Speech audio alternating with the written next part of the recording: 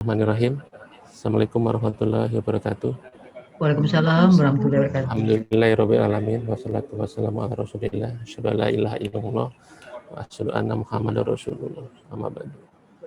Segala puji kita panjatkan kehadirat Allah Subhanahu wa taala karena pada hari ini, pagi ini kita masih diberi kesempatan untuk dapat bersilaturahim dan datang ke majelis ilmu ini, dan insya Allah kita akan mendapatkan berkah dan ilmu yang bermanfaat untuk dunia dan akhirat kita.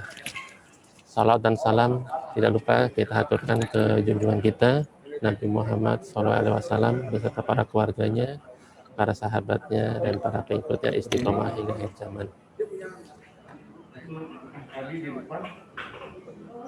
Terima kasih kepada para jemaah tim yang telah hadir di Masjid Raya Pondok Indah ini. Kita mencoba untuk melaksanakan kajian ini langsung dari Masjid Raya Pondok Indah. Alhamdulillah, selamat juga datang para jemaah yang baru bergabung pada pagi hari ini. Khususnya ada sahabat kita dari Masjid Agung Al-Azhar. Selamat bergabung. Alhamdulillah pada pagi ini telah hadir di tengah kita Ustadz Salman Al-Farisi. Assalamualaikum Ustadz. Kita sapa dulu Ustadz. Ada Ustadz?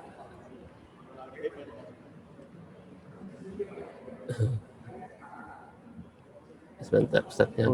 Ustadznya deh sebentar. Oh, sudah keluar ya? Sedang keluar. Oh, nanti dibantu Mas Fadian ya kalau masuk jadi co-host. Siap. Baik, sambil menunggu Ustadznya barusan mungkin sedang keluar ya dari Zoom. Seperti biasanya sebelum kita mulai acara kita, ya kita membaca beberapa tata tertib. Ya, tata tertib. Pertama kita luruskan niat kita. Iya. Hanya untuk hadirat, untuk mencari doa Allah Subhanahu wa taala. Sebentar. Ini memang hal yang baru ya, live dari Masjid Pondok Indah. Jadi ada beberapa kita latihan juga sekalian di sini. Sebentar saya mau share.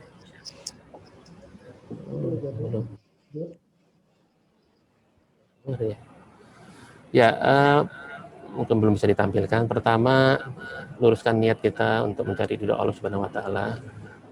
Semoga dengan niat ini kita menambah berat amal ibadah kita di akhir kelak. Kemudian selama kajian berlangsung, kita akan memute semua peserta, dan kepada para peserta yang mengikuti kajian ini sambil tidak langsung di depan laptop atau handphone, mungkin hanya mendengar saja, dimohon untuk mematikan videonya. Ya, karena kadang-kadang kita melihat ada yang ketiduran, ada yang juga tidak berpakaian rapi. Dari awal kami ingatkan supaya stopkan video saja biar tidak mengganggu jemaah yang lain. Kemudian nanti setelah materi selama kurang lebih 1 jam akan diberi kesempatan untuk sesi tanya jawab.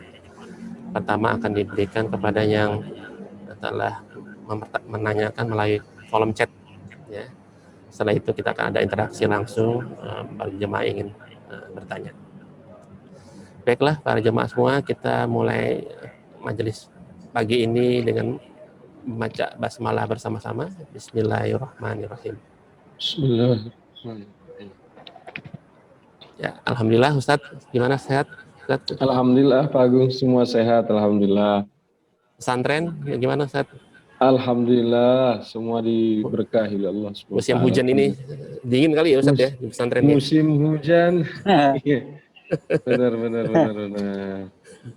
Baik, alhamdulillah musim hujan jadi berkah. Alhamdulillah. Telah hadir di tengah-tengah kita Ustadz Salman Al-Farisi. Mari kita dengarkan langsung tausiah dari Ustadz. Kepada Ustadz kami persilakan Ustadz membawa tentang materi tentang sirah ya Ustadz ya. Siap, baik. Assalamualaikum warahmatullahi wabarakatuh. Waalaikumsalam. Bismillahirrahmanirrahim. Alhamdulillahi Rabbil Alamin. Wassalatu wassalamu ala Sayyidina Muhammadin wa ala alihi wa sahbihi ajma'in. Amma ba'du. Segala puji syukur kita ucapkan kepada Allah Subhanahu wa Ta'ala. Nyampe enggak? Salawat dan salam kepada Nabi besar Muhammad sallallahu alaihi wasallam.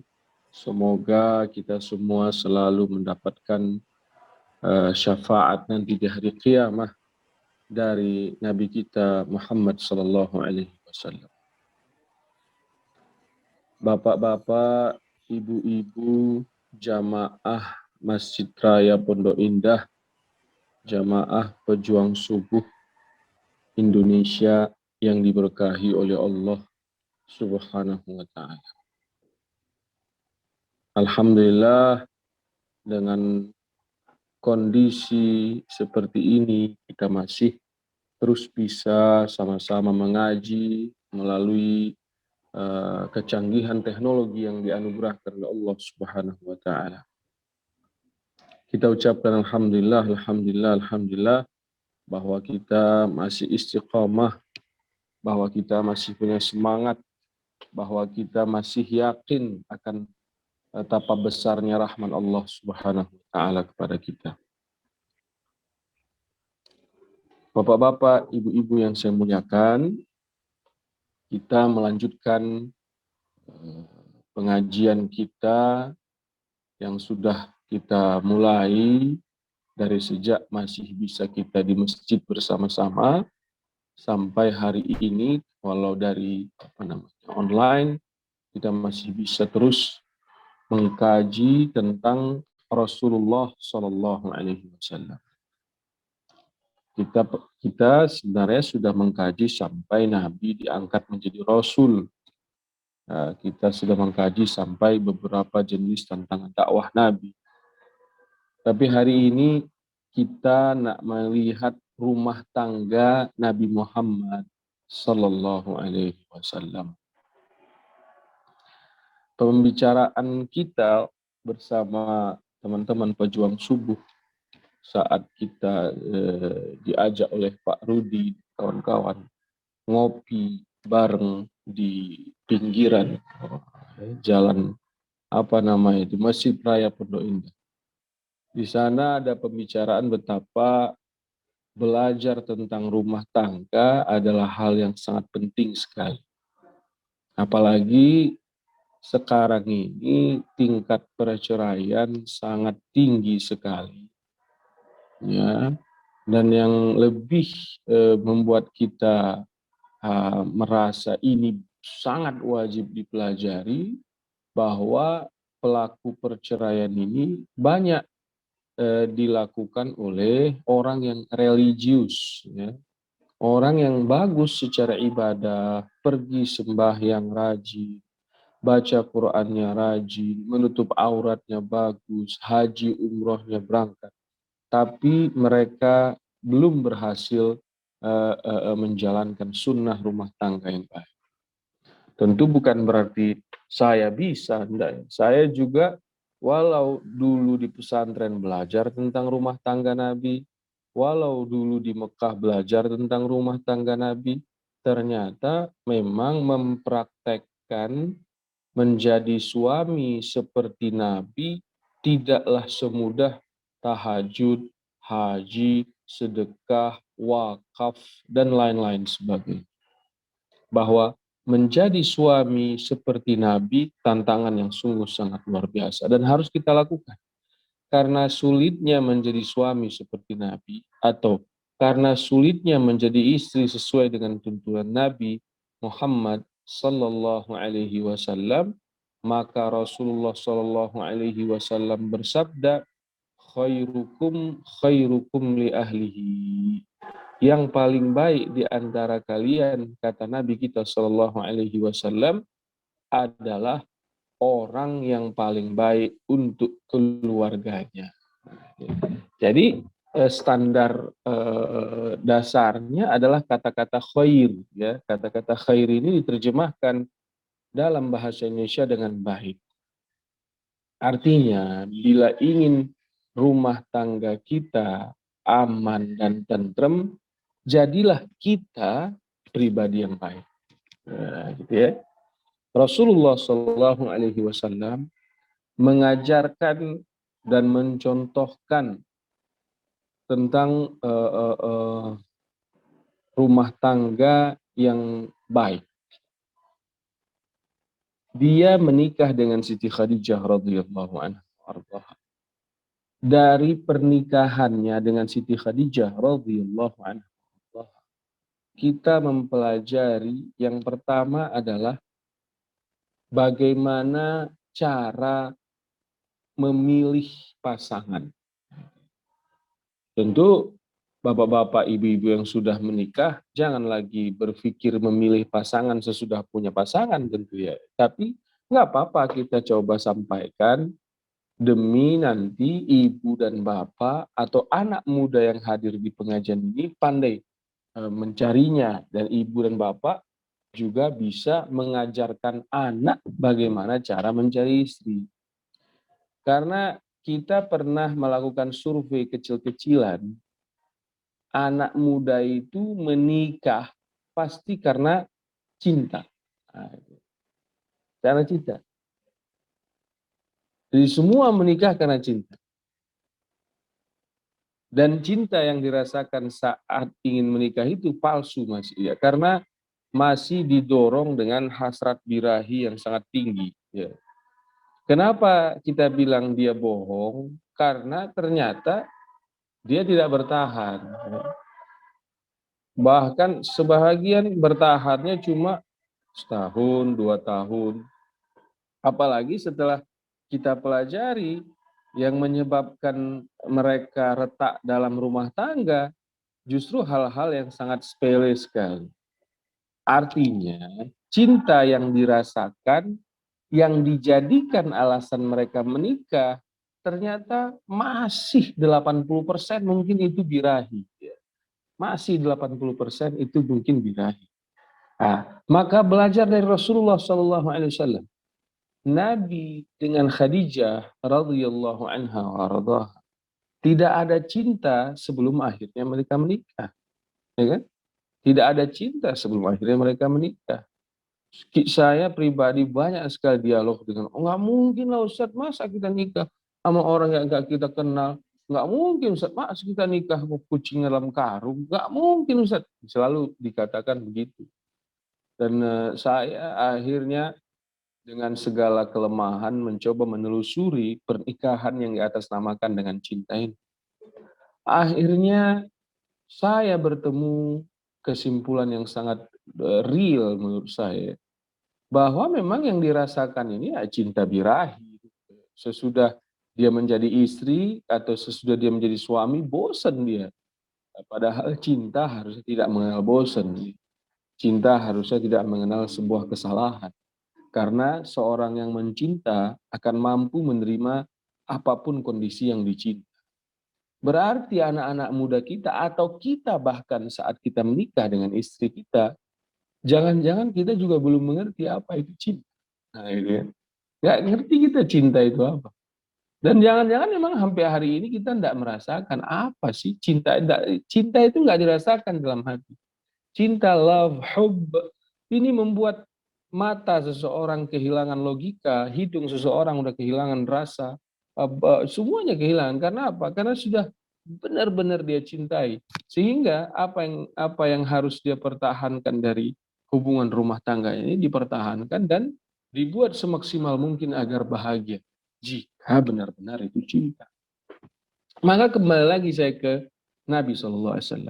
Ketika dia menikah dengan Siti Khadijah radhiyallahu anha wa radhaha, tak ada kata cinta, tetapi komitmen yang sangat baik antara Nabi SAW juga Khadijah radhiyallahu anha wa radhaha sangat baik.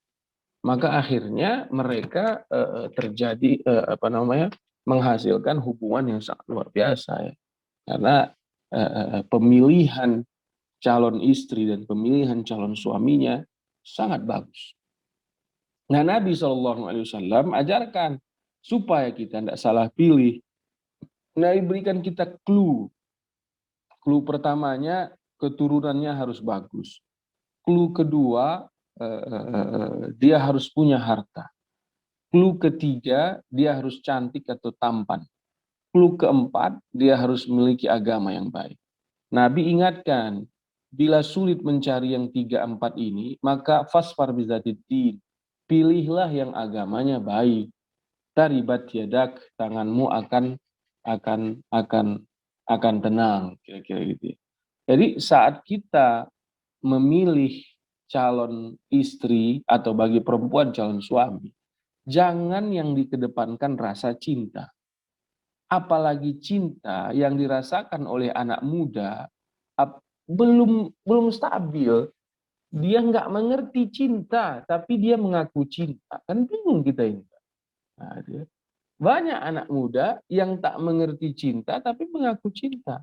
Apalagi pendidikan kita di SD, SMP, SMA, sampai kuliah, tak pernah ada pemaknaan tentang mencintai dengan hal positif, dijelaskan sedetail mungkin oleh kuliah, oleh SD, oleh SMP, oleh SMA. Akhirnya anak-anak muda kita ini merasakan cinta tanpa pernah dibimbing bagaimana harus mencintai. Nah, ini tugas kita yang sudah dewasa, harus dibimbing anak-anak muda ini bagaimana merasakan cinta itu tadi. Nah, karena dia tidak tahu tentang cinta, dia tidak pernah dimengerti tentang cinta, akhirnya muncul hasrat di dalam jiwa, naksir dia sama seorang yang tampan wajahnya, atau seorang laki-laki naksir dia seorang gadis yang cantik wajahnya, seksi badannya. Akhirnya itu diartikan cinta, ketika itu berlanjut memunculkan rindu ingin dimiliki, ternyata sesudah menikah, cinta yang dia rasakan tadi, rasa yang dia rasakan tadi disebut sebenarnya gharizah dalam bahasa Arab atau birahi dalam bahasa Indonesia, pupus karena banyak yang tidak sesuai harapannya. Tapi bila kita sudah dari awal memilih pasangan istri kita ini pakai tuntunan Nabi Muhammad SAW, kriteria yang kita pakai, logika yang kita pakai, bukan tentang rasa. Biarlah rasa itu muncul sesudah hasrat logika ini terpenuhi dengan baik. Kadang-kadang rasa itu kita bangun di bawah tanpa ada landasan logika yang jelas. Maka Nabi Muhammad SAW membuat kriteria. Pertama, dia harus cantik. Kedua, dia punya keturunan yang baik. Ketiga, dia punya harta. Pilihlah istri yang memang cantik. Menurut siapa cantik? Ya menurut kita, jangan menurut orang lain. Karena cantik ini memang sangat relatif, ya. Kemudian pilihlah orang yang memiliki keturunan yang baik. Keturunan yang baik ini tidak mesti anaknya Anies Baswedan atau anaknya Jokowi, tidak ya, atau anaknya Prabowo atau anak, bukan yang gitu yang masuk keturunan yang baik. Bahwa ada bapaknya, ada ibunya, bapak dan ibunya menikah dengan halal, lahirlah anak ini. Itu keturunan baik. Ya kalau syukur-syukur ada keturunan orang saleh. Keturunan orang saleh pun belum tentu mau menghasilkan orang saleh juga. Tapi kata Rasulullah SAW, dengan keturunan yang baik, kami pelajari dari guru kami, ya pernikahan ayah dan ibunya halal. Lahirlah dia. Nah, ini sudah dinamakan keturunan yang baik. Dan memiliki harta. Harta ini maksudnya terutama apabila dia laki-laki. Maka seorang perempuan wajib betul meneliti atau melihat, mempertimbangkan bahwa yang melamarnya ini punya harta. Punya harta juga tidak harus seperti Sandiaga Uno ya. Punya harta minimal UMR dia sudah punya. Nah, saya sering mengatakan kepada laki-laki, kalau mau menikah minimal UMR sudah di tangan. Jangan kau menikah tanpa ada pegangan. Atau memang UMR-nya belum kelihatan, tapi kau sudah punya keahlian. Misalnya bisa bikin nasi goreng, bisa bikin bakso, atau bisa bikin apa, sehingga kau sudah punya langkah. Saat nanti menikah, kita akan buka usaha kuliner, sehingga makanan kita sehari-hari, kebutuhan kita sehari-hari. Nah, ya, keturunan, cantik, harta. Tapi Nabi SAW mengatakan, fasfar bidzatid din, pilihlah yang ada agamanya. Karena dengan agama kau kan bahagia. karena dengan agama kau akan tenang.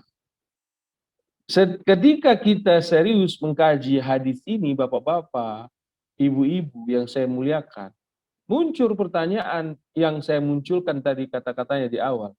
Kenapa orang yang sudah bagus ritual agamanya, memiliki mental religius yang sangat bagus, jilbab sudah bagus, jenggot sudah dipasang, kenapa Salman bercerai juga? Padahal Nabi kan bilang, fasfar bidzatid din taribat yadak. Pilih yang punya agama, tenanglah jiwamu. Kenapa justru belakangan ini hasil sensus perceraian banyak yang dilakoni oleh orang yang sudah hijrah, oleh orang yang sudah menikah, oleh orang-orang yang sudah memiliki rutinitas agama yang sangat baik. Nah, kita dalami lagi. Ternyata Nabi bermaksud dengan fasfar bizatiddin, pilihlah orang yang punya agama, adalah orang yang punya din. Nah, din ini apa sih maknanya? Apakah sekedar sholat? Apakah sekedar puasa, zakat, haji? Bukan, bapak-bapak. Bukan, ibu-ibu yang saya muliakan. Fasfar bizatiddin, pilihlah orang yang pandai berakhlak sesuai akhlak agama yang kita punya. Ya, gitu ya.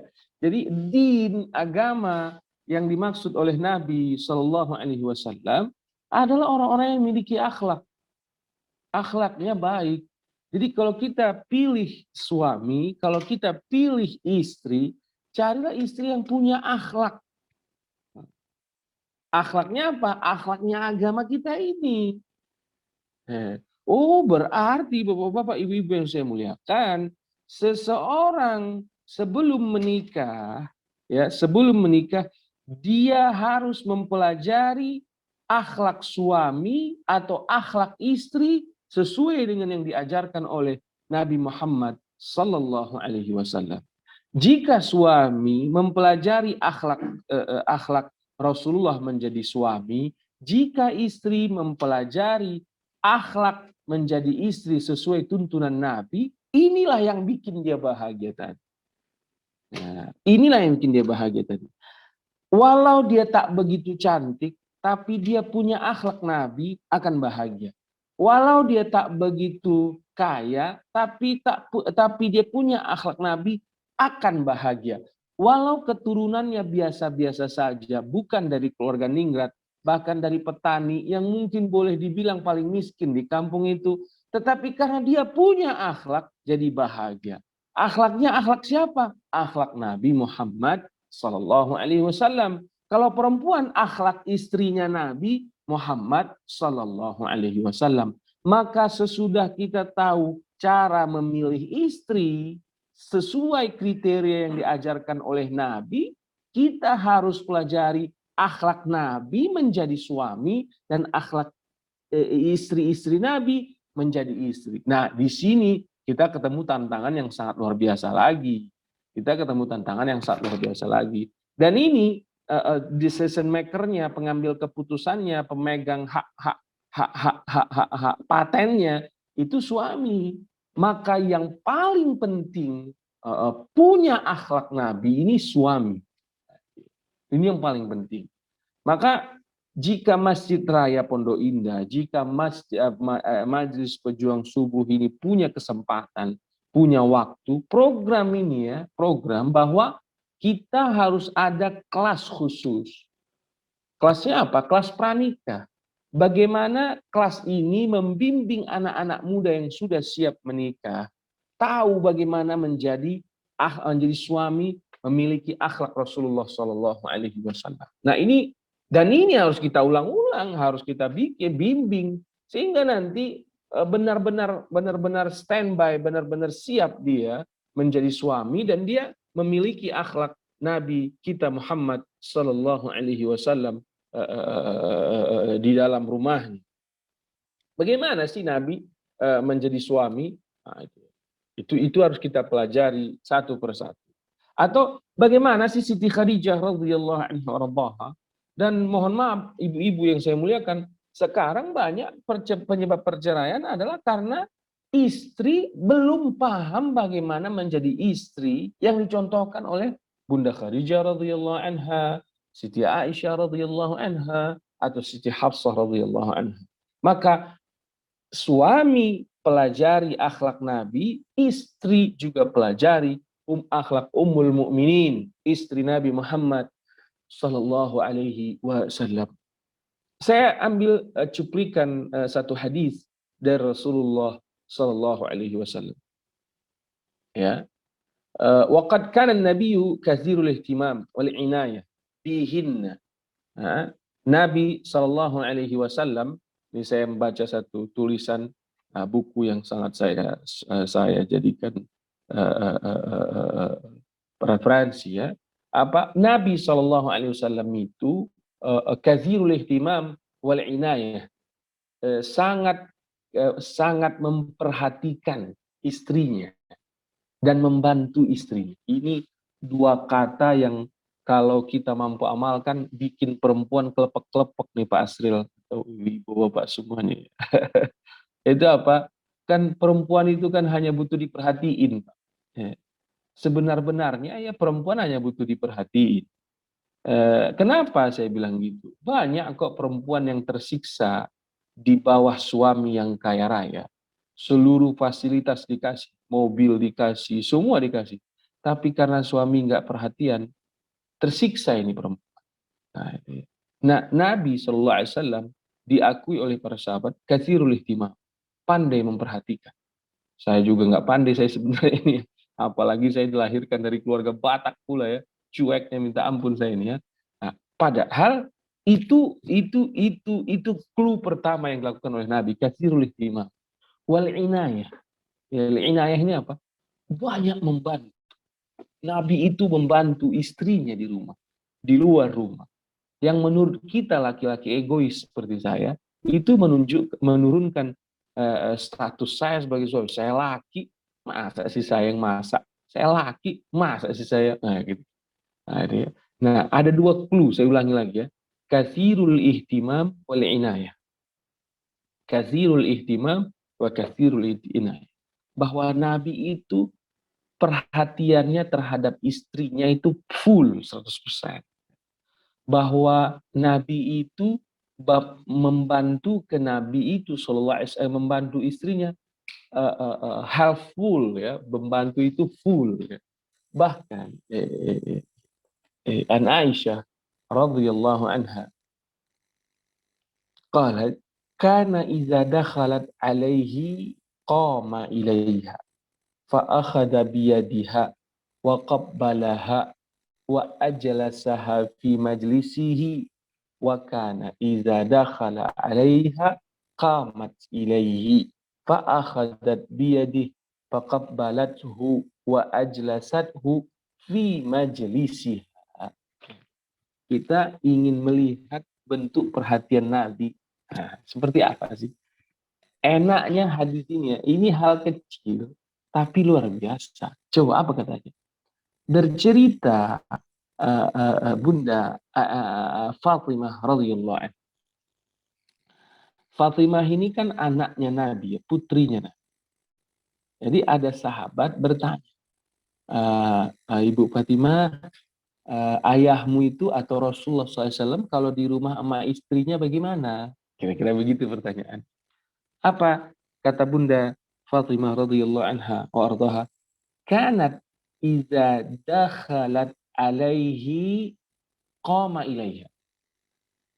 Apabila istri datang dari mana-mana masuk ke rumah, itu Nabi berdiri menyambutnya. Ini kan orang yang mengerti tentang service excellence, paham betul teks ini luar biasa. Hilton itu kalau office boy, kalau pegawai reception dingin duduk biasa aja, mau ngapain? Menginap. Kalau kayak gitu cara mereka melayani tamu, Hilton tidak akan dapat bintang 5. Kenapa Hilton atau Intercontinental atau Four Seasons dapat anugerah bintang 5? Karena welcome welcome tamu itu luar biasa. Mereka punya standar yang jelas. Ya, tamu itu harus dibukain pintu, maka sekarang sudah ada pintu elektronik, dan walaupun begitu tetap diberikan orang yang menyambut selamat datang. Ya. Walaupun begitu terus ada welcome drink dan lain-lain sebagainya, sempurna betul. Ini yang dilakukan Nabi Shallallahu Alaihi Wasallam bila istrinya nyampai ke rumah, entah dari mana datangnya istrinya misalnya. Dia datang dari pengajian, dia datang dari majelis taklim, atau dia datang dari berdagang, warung, atau pulang kerja, maka Rasulullah SAW qama ilaiha, berdiri menyambut istrinya bila sampai ke rumah. Fa'akhadha biyadiha. Lihat ini bapak-bapak, ibu-ibu ya, bentuk perhatiannya. Fa'akhadha biyadiha, maka dia genggam tangan istri. Allah. Pak Asril masih melakukan ini enggak? Bapak-bapak masih melakukan ini enggak? Istri pulang dari mana, digenggam erat tangan. Genggam erat tangannya. Kemudian waqabbalaha, Allah. Enggak cukup dengan digenggam tangannya, diciumnya istrinya. Allah. Diciumnya bininya. Saya bilang aja, saya udah nggak lakukan ini, udah ego kita ini tinggi kali, kan? Gitu. Apain sih? Padahal sederhana, coba nggak pakai bayar, nggak bayar nih. Berdiri menyambut bini nggak bayar, ya kan? Menggenggam tangan bini nggak bayar, mencium istri kita nggak bayar. Kemudian sesudah berdiri, memegang tangannya, menciumnya, wa ajlasaha fi majlisihi. Kayaknya pendiri hotel-hotel bintang 5 itu membaca hadis ini. Wa ajlasaha. Dan dia menggandeng istrinya ke tempat duduk, dan duduk dia bersama istrinya. Allah. Duduk dia bersama istri. Sebaliknya, ibu bapak yang saya muliakan, wa kana idza dakhala 'alaiha, juga begitu Nabi. Bila Nabi pulang dari mana-mana, qamat ilaih. Istri-istrinya ini pun bila suaminya atau Nabi Muhammad SAW pulang, berdiri menyambutnya SAW. Fa akhadat biyadihi, istrinya menggenggam, merangkul tangannya. Wa faqabbalathu, si istri ini mencium istrinya, suaminya. Wa ajlasathu fi majlisiha, dan dia menggiring, mengantar Nabi duduk di tempat duduknya, duduk bareng bersama. Ini ritual suami istri Rasulullah SAW yang tadi kita bilang, dia pandai memilih pasangannya, dan dia punya akhlak menjadi suami, dan akhlaknya adalah perhatian dan membantu. Contoh perhatiannya ini hadis yang kita baca dari Rasulullah SAW yang diceritakan oleh Bunda Fatimah radhiyallahu anha wa ardhaha. Ini yang membuat rumah tangga Nabi kita sallallahu alaihi wasallam langgeng luar biasa. Khadijah betah hidup bersama Rasulullah sallallahu alaihi wasallam. Saya kira bapak-bapak, ibu-ibu yang saya muliakan, silakan ini dilakukan ya, bahwa jangan kita biarkan suami kita masuk ke rumah, masuk ke kamar, diam, dia buka baju, diam, dia pergi mandi, diam, suami istrinya main handphone aja terus, nggak ada tegur sapa, paling udah pulang pak, dah gitu doang. Jangan, sambut dia, letakkan handphonemu, sambut dia, genggam tangannya, gandeng dia, rangkul dia, cium dia, sesudah cium dudukkan dia, duduk bang, ini kopi kau bang, ini goreng pisang kau bang. Mandi bang, air hangat udah jadi. Ini yang dilakukan oleh istri-istri Rasulullah Shallallahu Alaihi Wasallam. Dan kalau ini ibu lakukan, ini laki mau selingkuh nggak bisa dia, mau ngelirik orang lain di kantor dia nggak bisa dia, mau ngapain nggak bisa. Kenapa? Karena pelayanannya luar biasa gitu ya. Saya sering menemukan kasus di mana perempuan merasa diselingkuhi oleh suaminya, atau begitu juga sebaliknya. Saya sering juga mendapatkan cerita ke pesantren ini, orang datang, apalagi dulu saat saya masih di Ciputat, suaminya merasa istrinya menyelingkuhi dirinya, dan itu muaranya semuanya karena kurangnya pelayanan. Ini yang dilakukan oleh, atau perhatian ya, Kemudian kita juga ingin melihat hadis Rasulullah SAW. Ala adullukuma ala ma huwa khairul lakuma min khadimin. Apakah kalian mau aku berikan sesuatu yang sangat baik, bentuk pelayanan yang sangat baik? Tentu para sahabat mengatakan iya. Qala iza awaitum ila firashikuma au akhadtuma mabaji'akuma fakabbira salasan wa salasin wasabbiha salasan wa salasina wahmada salasan wa salasin fahada khairul lakuma min khadimin. Kemudian Bapak dan Ibu yang saya muliakan, enaknya Nabi yang mengajari kita sesudah diajarkan bentuk zahir dari perhatian suami kepada istri ini tadi. Rasulullah SAW ajarkan sesuatu yang tahu nggak kalian agar bentuk pelayanan kalian itu menjadi lebih baik. Tahu nggak kalian rahasia agar bentuk hubungan suami istri kalian semakin erat. Selain dari pelayanan tadi, selain dari perhatian tadi, selain dari bantu-membantu tadi.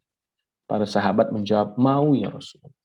Maka Nabi bilang gini, bila kalian hendak tidur berdua ke kasur, bila kalian hendak tidur berdua ke kasur, maka bacalah takbir 33 kali. Allahu Akbar, Allahu Akbar, Allahu Akbar, Allahu Akbar, Allahu Akbar 33 kali. Wasabbiha, dan bacalah tasbih 33 kali. Gitu ya. Bacalah tasbih 33 kali. Itu katanya. Kemudian wahmada, dan bacalah alhamdulillah juga 33 kali. Fahada khairul lakuma min khadimin. Gitu ya. Ini akan membuat bentuk pelayanan kalian menjadi lebih baik. Begitu kata Rasulullah Sallallahu Alaihi Wasallam. Jadi dalam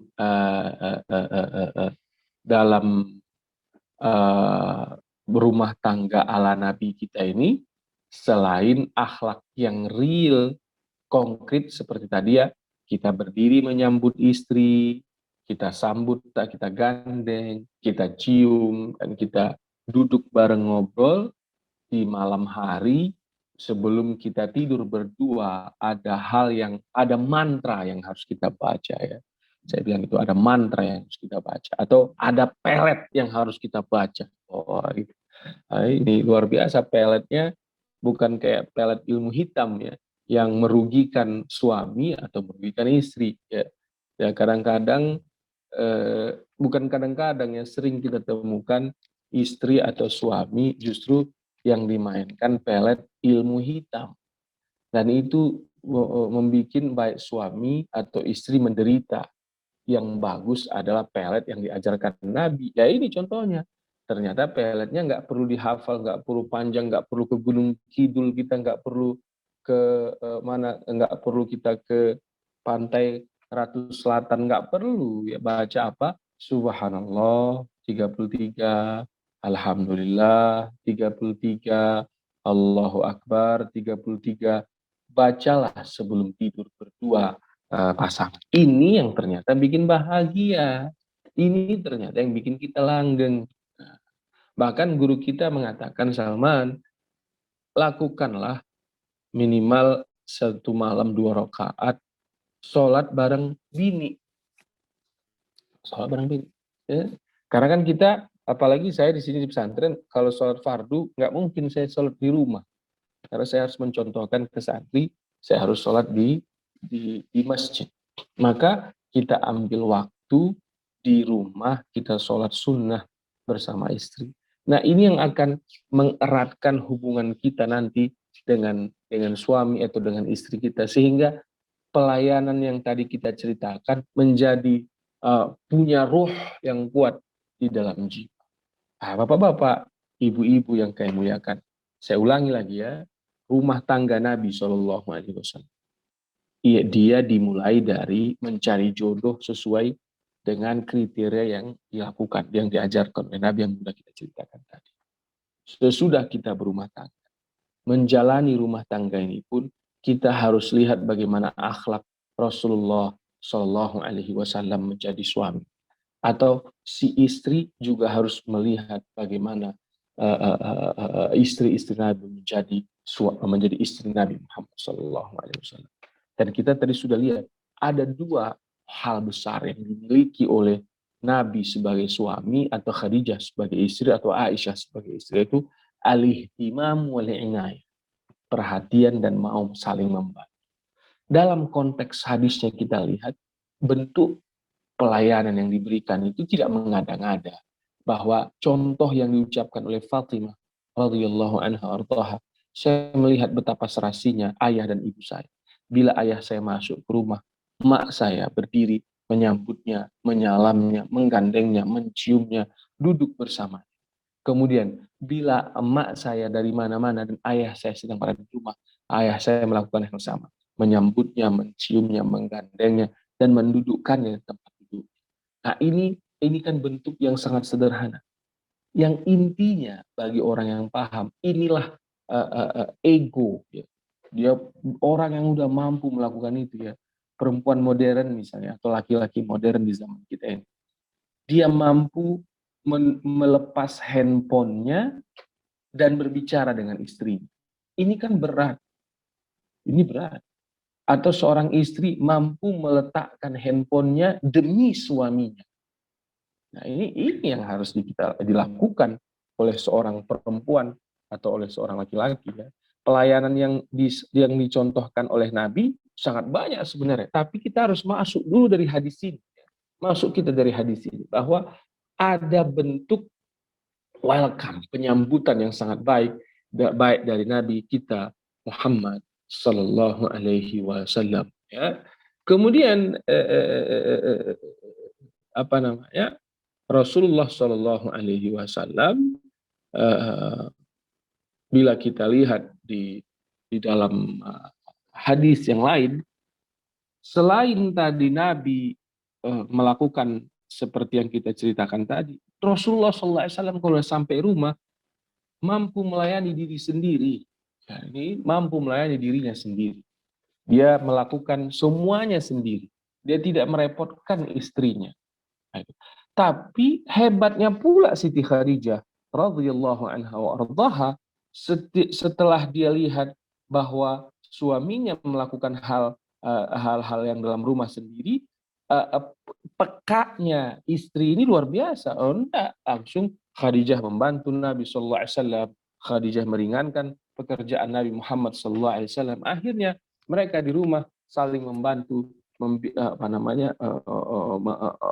menjalankan rumah tangganya. Ini yang membuat mereka bahagia betul, ya. Nabi menjahit sendalnya sendiri, Nabi menjahit sepatunya sendiri, Nabi merayu istrinya, Nabi menghibur istrinya, Nabi membawa istrinya jalan-jalan, Nabi membawa istrinya nonton bioskop, dan lain-lain sebagainya. Nah, inilah bentuk pelayanan yang diberikan oleh baginda Nabi besar Muhammad Sallallahu Alaihi Wasallam. Saya kira ini dulu yang bisa kita sampaikan, bahwa Nabi berumah tangga memiliki dua modal besar, perhatian dan mau saling membantu. Nabi mengajarkan 4 kriteria saat memilih pasangan. Bukan sembarangan cinta yang harus yang diperturutkan, tetapi lebih kepada kriteria yang sudah dijelaskan oleh Nabi kita Muhammad Sallallahu Alaihi Wasallam. Nanti di pertemuan berikutnya tetap kita bahas rumah tangga Nabi, tapi yang kita mau lihat apa yang dilakukan oleh Nabi kalau istrinya marah. Apa yang dilakukan oleh Nabi? Atau sebaliknya, apa yang dilakukan oleh istrinya Nabi kalau Nabi yang marah? Arti tema kita pekan berikut, Pak Astrid, problem solver bagi rumah tangga yang dicontohkan oleh Nabi Muhammad SAW. Ya. Apa jalan keluar, apa solusi kalau suami istri sedang marahan, apa yang dicontohkan oleh Nabi Muhammad SAW. Tapi untuk hari ini cukup dulu sampai di situ ya. Saya ulangi lagi, memilih kriteria sesuai Nabi, menjalankan rumah tangga dengan dua kaedah besar, perhatian dan peduli. Nah, saling membantu. Kalau ini bisa, insya Allah nanti problem gampang selesai. Insya Allah. Ini saja yang bisa saya sampaikan, Pak Agung atau Pak Asril yang menjadi co-host hari ini. Semoga diberkahi oleh Allah Subhanahu Wa Taala. Saya senang bila nanti ada diskusi di antara kita. Silakan Pak Agung. Baik, alhamdulillah subhanallah. Terima kasih Ustadz atas tausiahnya. Baik, saya seruput kopi. Tentunya mengingatkan kita, terutama ya, para pasangan yang sudah lama menikah dan juga pasangan yang mempunyai mantu ya Ustadz ya, dan atau mencari jodoh untuk anak-anaknya. Baik, sebelum kita lanjut ke sesi tanya jawab, izinkan saya Ustadz untuk mengumumkan beberapa pengumuman. Sebentar saya coba.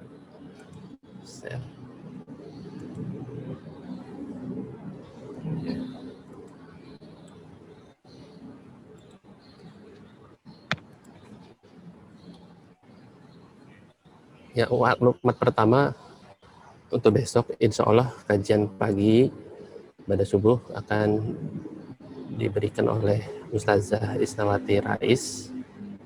Seperti biasa hari Ahad kita melanjutkan tadabbur Al-Quran, yaitu surat Ali Imran ayat 21-24. Kemudian setelah itu dilanjutkan dengan silaturahmi atau jalan-jalan, dan insya Allah besok kita akan ke Argentina dan akan dipandu langsung oleh duta besar kita di sana, Bunda Nuni. Ya. Masya Allah. Kalau ada kesempatan Ustadz bisa gabung Ustadz. Nah. Insya Allah.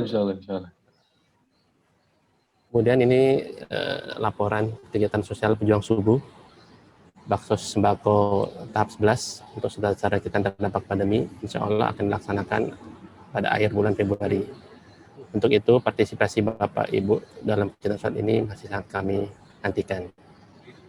Untuk itu Bapak Ibu yang ingin berpartisipasi baik donasi sembako maupun donasi dakwah bisa menghubungi Bendahara Pejuang Subuh Bapak Irwan Primaditya di 0828 246 atau langsung transfer ke rekening Pejuang Subuh Masjid Raya Pondok Indah atas nama Yayasan Pejuang Subuh Pondok Indah di nomor rekening Bank Syariah Mandiri 72 2020 1001. Selanjutnya kami informasikan tentang kegiatan dari Divisi Pendidikan, yaitu Classical Training Online, yaitu tahsin Quran sudah berlangsung pertemuan pertama minggu lalu. Kemudian juga nanti kita akan ada kegiatan menulis bahasa Arab dan Quran yang ini batch kedua. Insya Allah akan dilaksanakan pada hari Rabu dan Sabtu 24 Februari dan 20 Februari.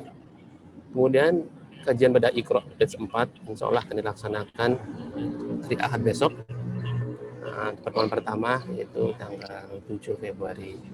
Dan selanjutnya kita akan melaksanakan tarjim Al-Quran atau program terjemah menerjemah oleh Ustadz Ucit Armisi, insya Allah akan dilaksanakan pada bulan Maret ini minggu pertama.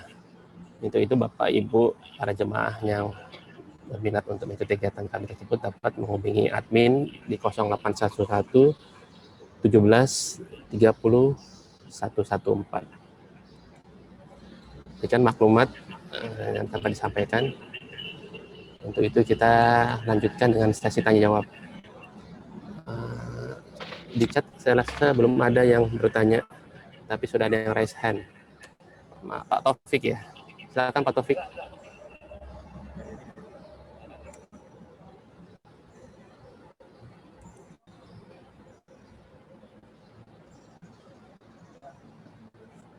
Assalamualaikum Pak Ustadz. Waalaikumsalam warahmatullahi wabarakatuh. Gimana kabar Ustadz? Sehat? Alhamdulillah sehat sekali.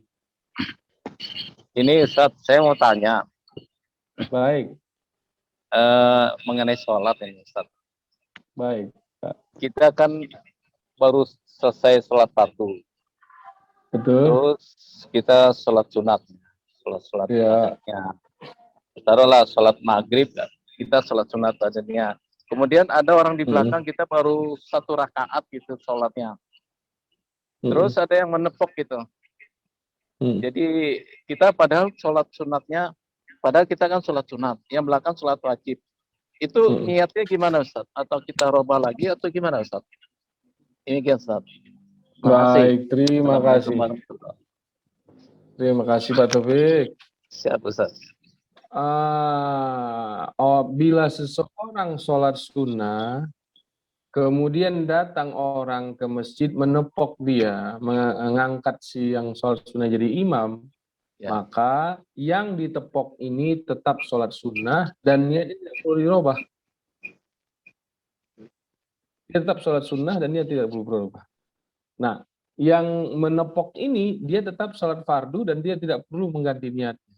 Jadi si yang nepok sholatnya sholat fardu, misalnya subuh atau asar atau zuhur, tinggal dia berapa rakaat tadi dia bersama si yang ditepok. Nah, setelah yang ditepok ini salam, dia berdiri untuk menambah berapa rakaat lagi sisanya.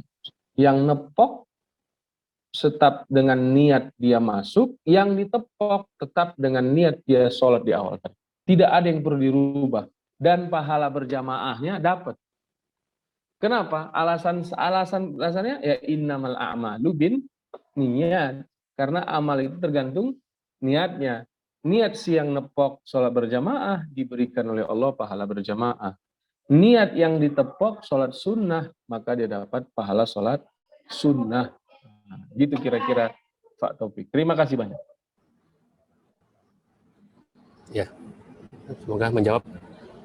Ya, betul. Ini ada pertanyaan berikutnya. Baik. Sebenarnya saya ada pertanyaan ini, Ustaz. Baik. Silakan.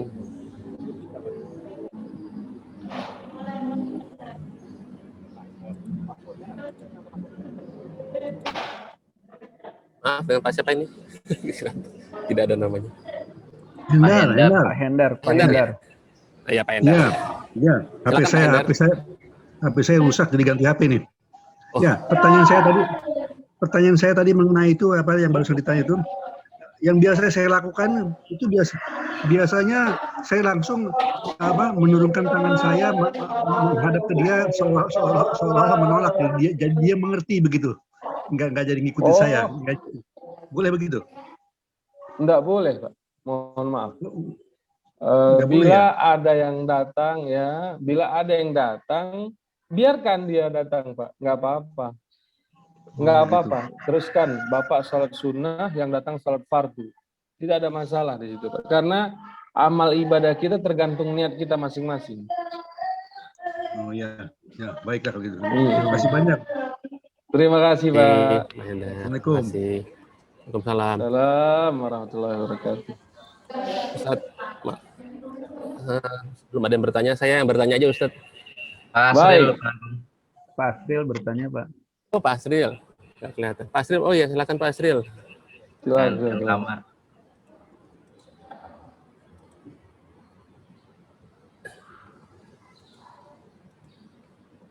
Silakan Pak Asril. Assalamualaikum. Waalaikumsalam warahmatullahi wabarakatuh. Ya. Terima kasih Pak Agung. Tadi apa yang Bapak sampaikan, kalau suami pulang dari kantor, lalu istri berdiri, lalu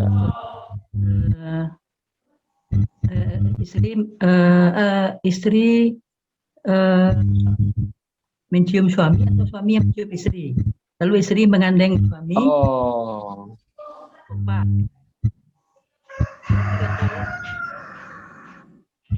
Samaan begitu kan? Baik Pak Asri. Nah, pertanyaannya baik, Pak. Pertanyaannya. Jadi Tunggu. Pertanyaannya bagaimana Pak? Kalau istri atau suami yang sudah menikah, Pak, apakah yang dilakukan oleh istri atau suami? Mohon maaf, putus-putus Pak. Ulangi lagi Pak. Pertanyaannya, bagaimana kalau istri atau suaminya sudah meninggal, Pak. Oh, Istri atau suami. baik. Bagaimana istri sudah meninggal atau suami sudah meninggal, gitu ya? Iya, Pak, ya. Ya Allah. Kalau bagi seorang suami atau bagi seorang istri, bila sudah menjanda atau menduda, menyayangi istri yang sudah meninggal, ya merupakan kewajiban bagi suaminya. Sebaliknya, menyayangi suami yang sudah meninggal tetap merupakan kewajiban baginya. Apa yang harus kita lakukan? Cara apa yang kita harus untuk menyayanginya? Mendoakan. Kita doakan istri kita yang sudah meninggal. Ya, kita doakan istri kita yang sudah meninggal, atau kita doakan suami kita yang sudah meninggal. Tapi di zaman Nabi SAW, setiap ada sahabat yang duda, pasti langsung Nabi mencari sahabat yang janda dinikahkan.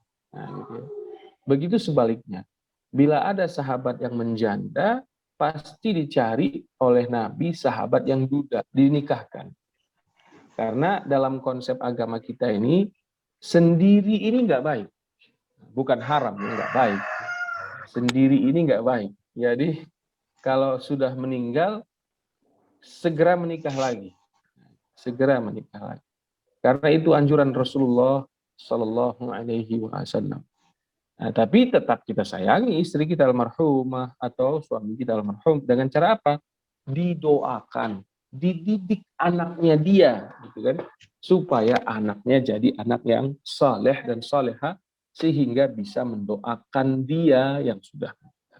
Jadi sekali lagi mohon maaf, bila ada yang menjanda atau menduda, segera menikah lagi dan kita doakan semoga ketemu jodohnya. Begitu kira-kira Pak Asril. Terima kasih. Amin, amin. Silakan Pak Agus. Ya baik. Semoga menjawab ya Pak Asril ya. Saya bacakan dulu, ada pertanyaan di kolom. Siap.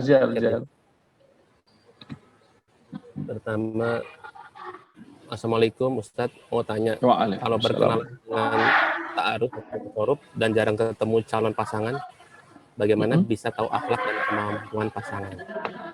Wah, ini mantap ini Pak ya. Salman, bagaimana caranya kita tahu akhlak pasangan kalau hanya dengan ta'aruf ketemunya sesekali? Kira-kira begitu mungkin maksudnya Pak Agung. Ya, Ustaz. Jadi inilah rahasianya. Ta'aruf ini juga harus dipelajari, ya. Jadi Nabi kita membuat konsep ta'aruf itu bukan ta'aruf, bukan gitu aja. Ada konsepnya Nabi SAW.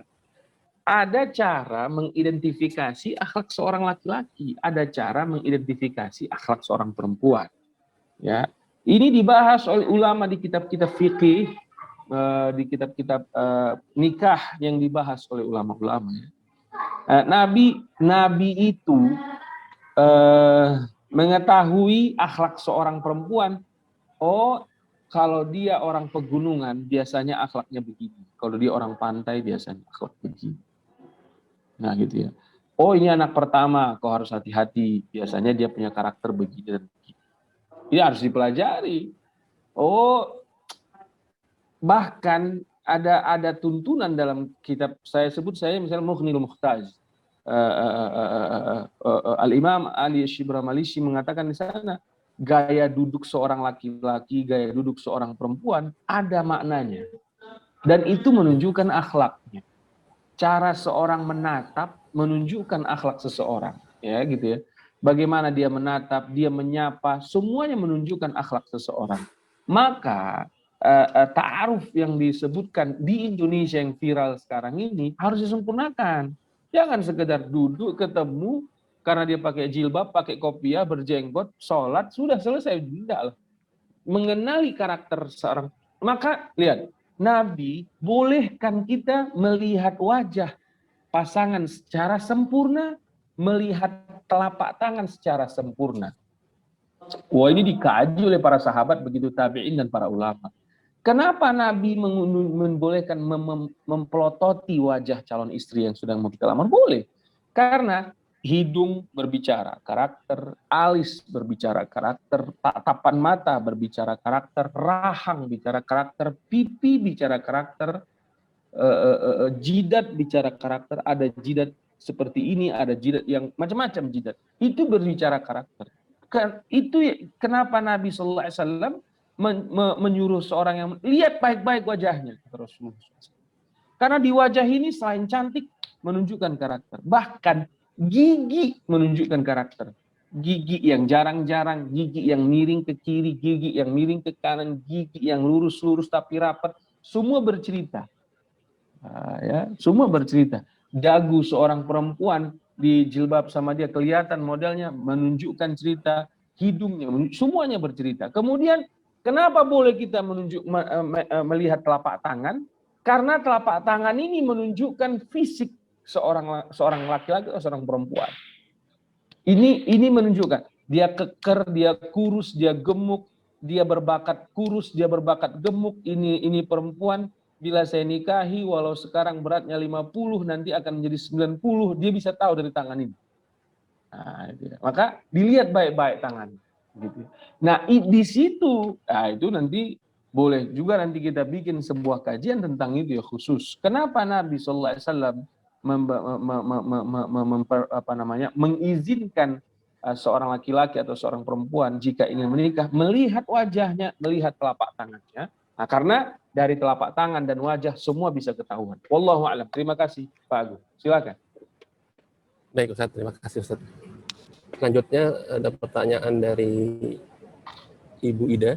Atau Pak Arif, apakah sholat sunnah bisa berjamaah Ustaz? Kemudian saya lanjutkan sholat juga. Sunnah, ya.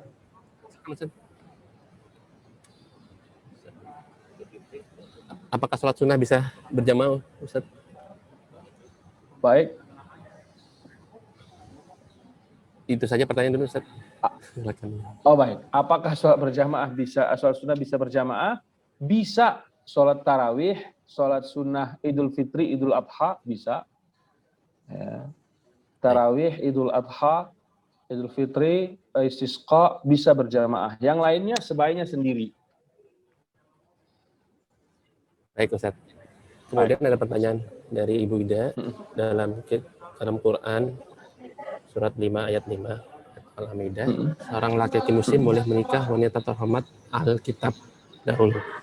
Dahulu apakah ini dinasak atau dimansuk oleh kitab suci Al-Quran surat Al-Baqarah ayat 221? Oh. Seorang laki-laki muslim boleh menikah wanita terhormat dari ahli kitab. Ya. Baru di sana jangan menikahi wanita musyrik gitu di surah Al-Baqarahnya kan? Tidak dihapus. Sampai hari ini boleh laki-laki muslim menikah dengan muslimah ahli kitab. Boleh sampai hari ini. Ya, tapi mencari muslimah ahli kitab sekarang di mana? Karena kitabnya kan udah tidak asli sesuai dengan yang diterima oleh Isa alaihissalam atau sesuai yang diterima oleh Daud alaihissalam. Ya, boleh menikah laki-laki muslim dengan muslimah ahli kitab jika muslimahnya benar-benar ahli kitab. Wallahu a'lam. Terima kasih Pak Agung. Baik Ustaz, terima kasih. Selanjutnya kita kembali ke interaktif. Di live ada Pak Sony. Silakan Pak Sony kalau mau bertanya. Ya silakan. Assalamualaikum Pak Ustaz. Waalaikumsalam. Silakan Pak Sony. Pertanyaan saya sekitar sholat rawatib karena saya pengen di rumah di sholat Ustaz. Ya silakan. Atau sholat sunnah itu kan terdiri totalnya dalam satu hari dalam 5 sholat 45 waktu itu ada 12 dan 4 sebelum. Ya benar. Dan lain-lainnya. Pertanyaan pertama adalah bagaimana dengan sholat asar? Sholat asar tidak terjadi dengan hanya 4 waktu yang lainnya, sholat asar tidak ada. Kita tidak tahu kalau kita jamaah di masjid, biasanya juga kita banyak ya juga yang melakukan sholat sunnah sebelum sholat fardunya. Yang pertama. Yang kedua mengenai khusus dulu itu. Dan kemudian itu kalau saya dengar itu dilakukannya tidak dur atau tidak langsung salam dua salam.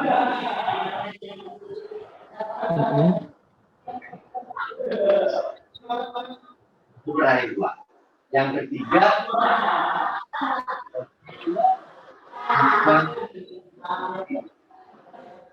ternyata kita sholatnya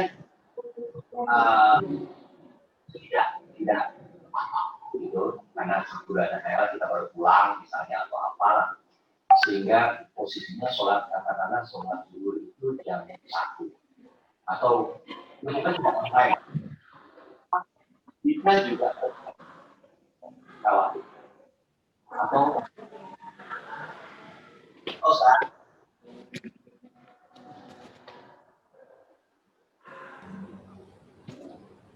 Baik, silakan Ustaz. Baik. Saya sebenarnya ini suara putus-putus, Pak. Apa tadi Pak Bapak mohon maaf Sony. Coba Sony ya. Saya coba ulang lagi ya. Kalau sholat asar tadi problemnya seperti apa Pak? Sholat asar tuh satu-satunya yang tidak ada anjuran untuk rawatib, untuk sholat sunat satu ya. Oh sebentar. Sholat asar itu ada sunnah qobliyahnya. Tapi istilahnya kalau dari yang pernah saya dapat itu selebaran dan segala macam itu tidak ada tuh kayak waktu yang lain sunnahnya tidak ada. Untuk asar tidak ada, tidak dianjurkan lah. Tapi kita lakuin kan di masjid gitu loh. Enggak biasanya. Pak. Mohon maaf. Banyak hadisnya sholat sunnah asar qabliyah. Sebelum asar banyak hadisnya, Pak. Oh gitu. Hadis banyak sekali ya. Hadis tentang sholat sunnah sebelum asar sangat banyak dan hadisnya sahih. Boleh nanti saya capture dari sini, nanti kalau sudah selesai saya share ke Pak. Banyak sekali sholat sunnah sebelum asar itu rawatib, muakkad dan dilakukan selalu oleh Rasulullah SAW. Kalau sesudah asar baru tidak ada. Ya betul. Maksudnya dari sesudah katakan gini, ya, itu hanya dibilang 4 rakaat sebelum zuhur, 2 rakaat 4 rakaat sebelum zuhur, 2 rakaat setelah zuhur, 2 rakaat setelah maghrib. Nah di sini berarti tidak ada 2 rakaat, kan aneh tidak ada 2 rakaat sebelum. Padahal harusnya ada kan? Ada. Itu teks hadisnya memang yang Bapak bilang ada, tapi banyak teks hadis lain ya. Hadis mengenai sholat sunnah banyak sekali hadisnya Pak, ratusan teks mengenai sholat sunnah rawatib banyak sekali dan variannya juga sangat banyak sekali. Ada 2 subuh, 2 sebelum subuh, 2 sebelum zuhur, 2 sesudah zuhur, 2 sebelum asar, 2 sesudah maghrib, 2 sesudah isya. Ada lagi nanti 2, banyak sekali teks dari Rasulullah SAW tentang sholat zuhur. Maka ada yang muakkad namanya 12 karena di semua teks dia disebutkan. Ada yang ghairu muakkad, tidak disebut muakkad, tapi dia tetap rawatib sampai di angka 16 sampai di angka 18 rakaat. Dan itu boleh kita amalkan. Jadi sholat asar ada qobliyahnya, tapi tidak ada ba'diyahnya. Namun begitu pun ala ikhtilafir riwayat, ada juga riwayat dari Muawiyah radhiyallahu anhu arda bahwa Rasulullah SAW sholat sesudah asar. Tapi itu tidak dianjurkan diamalkan. Berarti yang tidak ada ba'diyahnya adalah asar dan subuh ya? Zuhur ada ba'diyahnya, Pak. Zuhur ada ba'diyahnya, Pak. Ada subuh. Subuh maksudnya Ustaz mungkin subuh nggak ada. Subuh nggak ada ba'diyahnya. Dari 5 fardu tadi semuanya ada qobliyahnya, yang tidak ada ba'diyahnya hanya subuh dan asar, oke? Ya, betul. Pertanyaan saya kedua gimana? Pertanyaan keduanya apa, Pak? Putus-putus semua tadi. Oke, saya jelaskan lagi. Maaf Pak, Sony putus bisa di chat aja Pak, biar lebih jelas. Nanti biar yang lain bisa nanti untuk bertanya. Silakan di chat aja Pak. Panjang kalau Nggak kedengeran Pak, mohon maaf. Nggak kedengaran. Yang kedua gimana tadi Pak? Coba Pak. Coba Pak. yang kedua, aturannya apa namanya 4 rakaat sebelum zuhur itu dipenggal kan dua-dua kan, 2 salam 2 salam. Ya. Boleh Bapak langsung 4 rakaat, boleh 2 salam 2 salam. Oke, sip. Terakhir yang ketiga, kalau kita sedang apa namanya sedang ziarah pulang sampai rumah agak terlambat, tidak on time, katakanlah sholat zuhur ya. Tidak pas 12, jadi kita mungkin setengah baru melakukan sholat, apakah tetap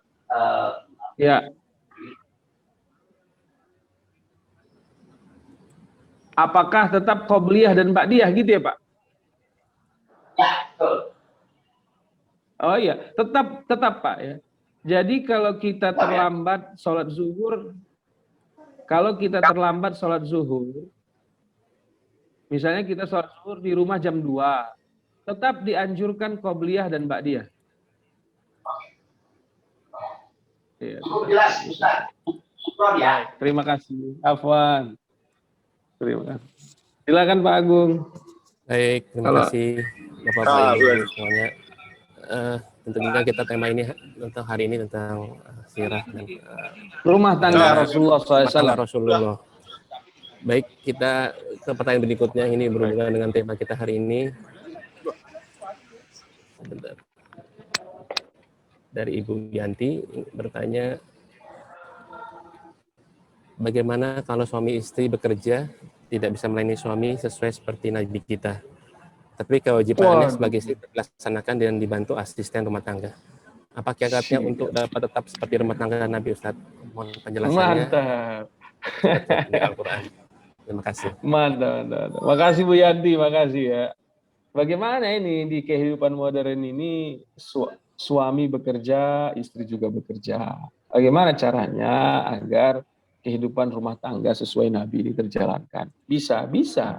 Di masa sahabat ada ya, enggak kaku ajaran sunnah kita ini ya. Selalu lentur, bisa memposisikan dengan kondisi-kondisi kita masing-masing. Apa yang harus kita lakukan bila suami bekerja, istri bekerja? Adakan kesepakatan dari awal. Ya, kesepakatan dari awal. Sepakatannya apa? Bang, kalau abang mau nikah sama aku tetap bekerja, Bang. Ya. Nah, suaminya bilang, ya udah, kalau kau bekerja nanti bagaimana abang di rumah, bagaimana anak di rumah. Nah, kita akan cari orang yang bantu kita di rumah. Seleksilah orang yang bantu di rumah ini baik-baik, ya kan? Karena apa? Jangan pula sembarangan orang, karena dia akan bersama anak kita, ya kan? Masa ibunya PhD melayani sebuah perusahaan, sementara anaknya di rumah dilayani oleh orang yang tidak tamat SD atau tidak tamat SMP, kan nggak baik. Nah ini harus dipertimbangkan. Seharusnya yang kita bangun itu adalah anak, bukan yang lain. Karena yang paling mahal itu nanti anak, bukan yang lain. Maka halo, Agung. Maka Bu Yanti boleh seperti itu ya, adakan kesepakatan, disiplin, diatur dengan baik sehingga rumah tangga tetap berjalan dengan baik, sehingga rumah tangga tetap terkondisikan. Nanti Bu Yanti WA saya lah, nanti agak putus-putus ya. Ya Bu Yanti ya, terima kasih. Saya serahkan ke Pak Agung. Karena ini udah jam 7, boleh kita ada kegiatan kita di pesantren? Oh, baik. Ada satu pertanyaan sebentar di kolom, tadi ada Pak Habil juga mau bertanya sebentar. Boleh. Silakan Pak Habil mau bertanya. Wah, kalau Pak Habil bahaya nih pertanyaannya ini. Lebih baik ketemu sama dia ini. Silakan. Silakan Pak Habil. Apa kabar Pak Ustaz? Sehat. Alhamdulillah. Masih ada lagi? Masih ada beras? Masih ada beras? Kita kirim beras lagi. Santai. Mantap. Bisa ya Bang. Pak Ustaz, ada Ya. pertanyaan saya. Baik. Sekarang itu kan laki-laki dan perempuan 1:18, ya kan? Bujuk kuning. Satu laki-laki 12 perempuan. Itu statistik. Ya. Jadi kalau Pak Asril nggak menikah lagi, hilang laki-laki lagi. Jadi Pak Asril supaya jangan mengurangi beban laki-laki yang lain, silakan kawin lagi gitu kan? Itu memenuhi sunnah. Kacau Ustaz, ini. yang perlu saya Ya. tekankan adalah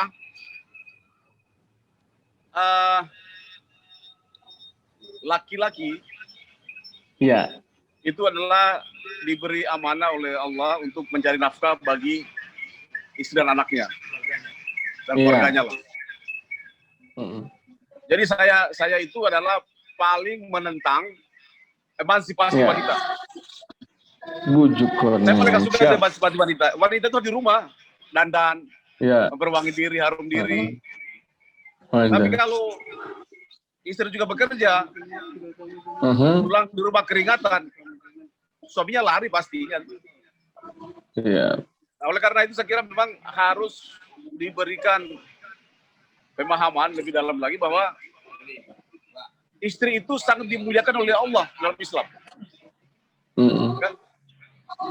Karena ada dalam hadis itu bahwa apabila seorang istri yang tidak pernah meminta uang kepada suaminya, itu laki-laki berdosa. Jadi kebahagiaan seorang laki-laki akan masuk surga apabila dia memberikan seluruh penghasilannya kepada istrinya. Itu luar biasa Masya kemuliaannya Allah. wanita dalam Islam itu. Jadi buat apa lagi bekerja gitu loh perempuan-perempuan itu kan. Di samping itu bahwa sesungguhnya Allah itu tidak membolehkan kawin lebih daripada satu. 4. Karena Allah mengetahui bahwa laki-laki tidak sanggup untuk adil gitu.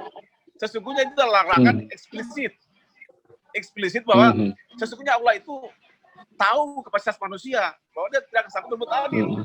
Sehingga menikah itu adalah hanya untuk dia istrinya meninggal, mandul, atau izin istri. Tapi kalau laki-laki minta kawin, dia masih punya istri, itu larangan. Itu pemahaman saya, Ustaz. Jadi sesungguhnya bahwa nikahilah perempuan daripada satu, asalkan kamu berbuat adil. Adil ini kan sangat eksplisit sebagai larangan. Jadi tolong Pak Ustaz jelaskan juga bahwa menikah lebih dari satu part itu adalah pasti laki-laki tidak sanggup. Siap. Tidak sanggup itu Pak Ustaz. Nah, oleh karena itu Pak Ustaz, jangan ada lagi penafsiran bahwa kawin 1, 2, 3, 4. Ya. Ada nggak laki-laki yang bisa adil terhadap 4 orang? Kan tidak mungkin. Itu ujung-ujungnya juga kita ikut berdosa juga gitu.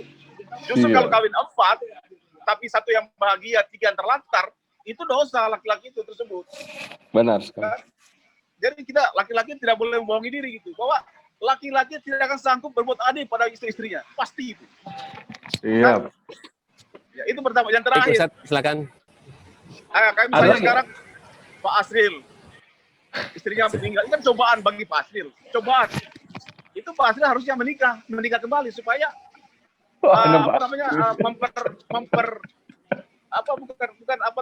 syariahnya diselesaikan. Kan? Saya kira itu Pak Asril. Terima kasih Pak Ustaz. Kalau bagi Terima kasih. Aduh, jadi kangen saya dengar Pak Habil langsung celoteh begini. Terima kasih Pak Habil ya. Pertama, tentu apakah perempuan bekerja atau tidak, di sini ada contoh dua-duanya ya. Hanya saja bagaimana time manajemennya bisa dikelola dengan baik. Tapi memang kayaknya saya mengatakan tadi, seorang perempuan sesudah mendapat gelar PhD harusnya yang dibangun adalah anak, bukan perusahaan. Gitu. Karena bagaimanapun nanti goalnya, sebesar apapun perusahaan bisa dibangun perempuan, jika anaknya gagal, dia akan stres. Tapi jika seorang perempuan mampu membangun anaknya, walau usaha atau has income dia tidak banyak, dia akan bahagia. Kenapa? Karena orang tua yang benar-benar orang tua memahami betul bahwa kebahagiaan yang sesungguhnya adalah ketika anaknya menjadi anak saleh dan saleh. Tentu diskusilah kita nanti bagaimana sih seorang perempuan yang bekerja. Karena Siti Khadijah radhiyallahu anha ardaha bekerja tapi di rumah.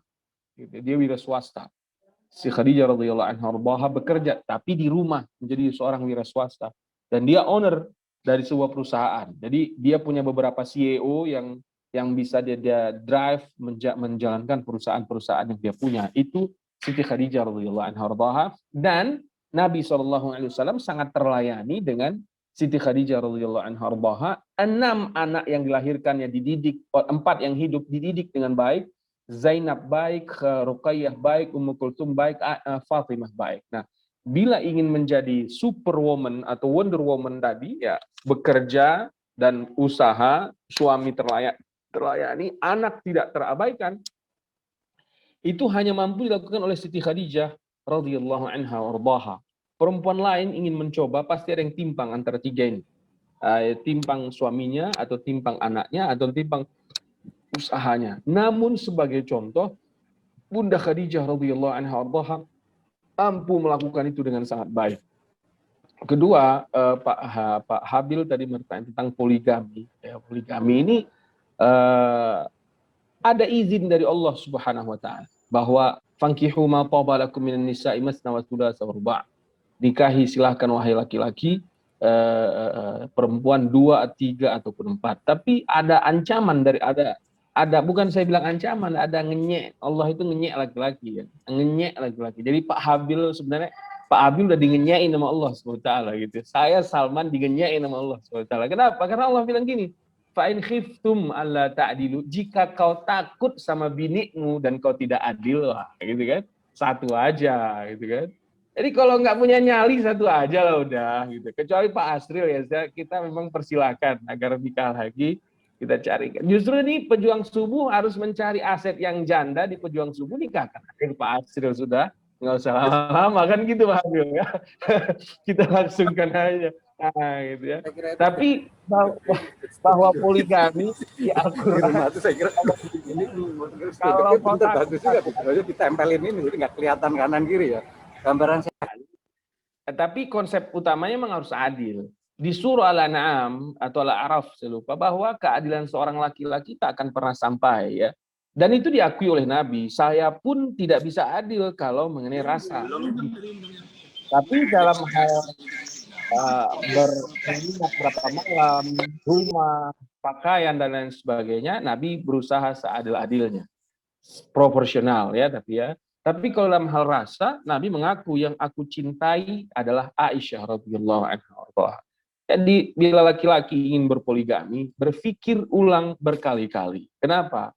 Karena istri pertama itu tidak dipoligami oleh Rasulullah SAW. Ya, Khadijah disinggalkan oleh, maksudnya monogami ya. Khadijah itu karena dia memang luar biasa, tidak pernah dipoligami oleh Rasulullah SAW. Dia sampai meninggal bersama Khadijah, setia betul Rasulullah SAW. Kalau memang ingin mencontoh Nabi SAW. Nah itu istri pertama tidak layak memang dipoligami. Karena dia berjuang dari kita, dari sejak kita nobody sampai jadi somebody. Ya gitu. Terlalu sakit dirasakan oleh istri pertama jika cintanya harus dibagi saat kita sudah menjadi seseorang. Gitu kan? Dia bisa saja bergumam dalam hatinya, kalau kau Bang dulu bertemu saat kau masih lajang, saya nggak yakin istri keduamu itu mau sama kau. Sekarang sudah kudandani kau, sudah kau ganteng kelihatan, sudah kau sehat kelihatan. Masa tega kau Bang menduakan aku Bang? Kan kira-kira gitu kalau dia perempuan yang istri pertama ya. Jangan, maka dipikirkan ulang lah.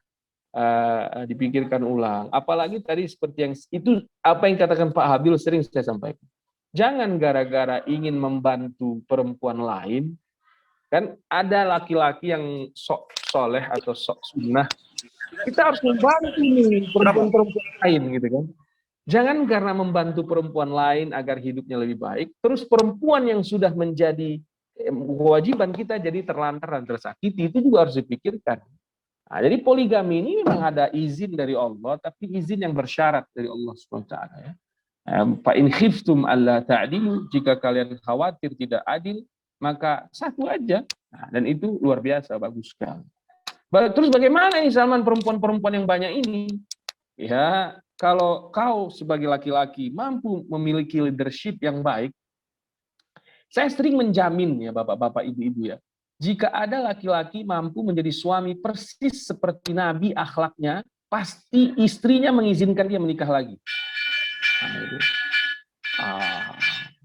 Bapak dan Ibu, saya mulai kan loncengnya udah dibunyikan sama santri ini, saya panggil. Ustaz udah dipanggil itu Pak Ustaz. Baik. Pak Agung ya. Baik, Ustaz, mohon maaf nih Ustaz waktunya. Laki-laki tidak bisa menyamai akhlak Nabi, nggak mungkin. Iya, nggak bisa. Nanti kita ngopi bareng lah Pak Habib. Aduh ini. Baik. Terima kasih sebelumnya. Ustaz, untuk mengakhiri kajian pagi hari ini, mohon untuk dipimpin doanya Ustaz. Pak Ustaz, makasih. Ya, terima kasih. Kita berdoa kepada Allah. Kita lagi beras 2 ton. Siap, amin.